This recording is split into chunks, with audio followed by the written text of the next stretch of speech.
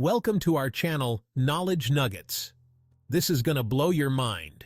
Stolen wings, a baggage handler's daring escape. It sounds like something straight out of a Hollywood movie. A baggage handler, tired of his mundane life, decides to steal an airplane. But this wasn't fiction. It was a shocking reality that unfolded at Seattle-Tacoma International Airport, sending shockwaves through the aviation industry and beyond. This wasn't just a case of lost luggage, it was a breach of security with potentially disastrous consequences.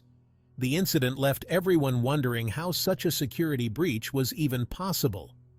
How could someone with access to the tarmac, someone entrusted with handling baggage, manage to steal an entire airplane?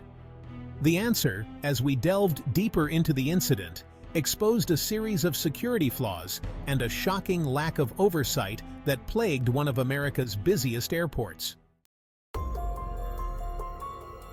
Seattle Shocker. The day security failed. It was a typical Friday evening at Seattle-Tacoma International Airport. Passengers bustled through terminals, eager to reach their destinations. Baggage handlers worked tirelessly, loading and unloading suitcases and cargo.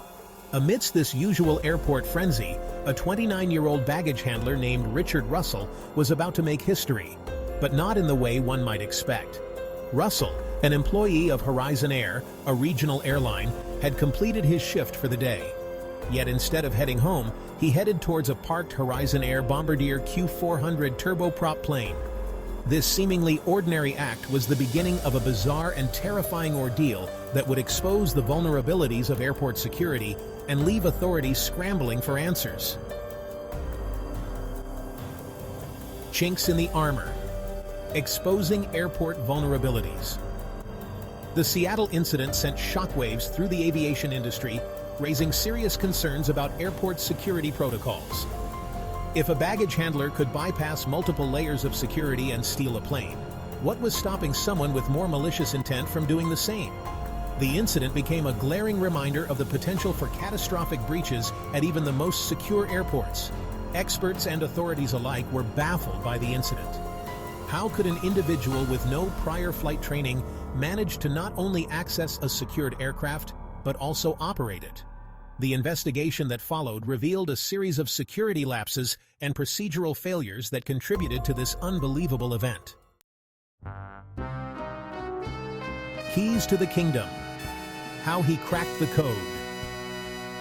Richard Russell's journey from baggage handler to plane thief was a combination of cunning opportunism and shocking security lapses. His job provided him with knowledge of airport operations and access to restricted areas.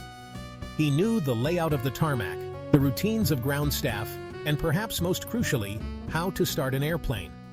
He had observed the ground crew's pre-flight procedures countless times. He had seen how they started the engines, how they communicated with air traffic control. This knowledge, combined with his access and a good deal of luck, allowed him to slip through the cracks of airport security. Flight of Fancy, a joyride in the clouds. With a roar of the engines and a spray of exhaust, Richard Russell took to the skies in the stolen Q400. His unauthorized flight was being tracked by air traffic control, who desperately tried to establish contact and guide him back to the ground. But Russell seemed to have other plans.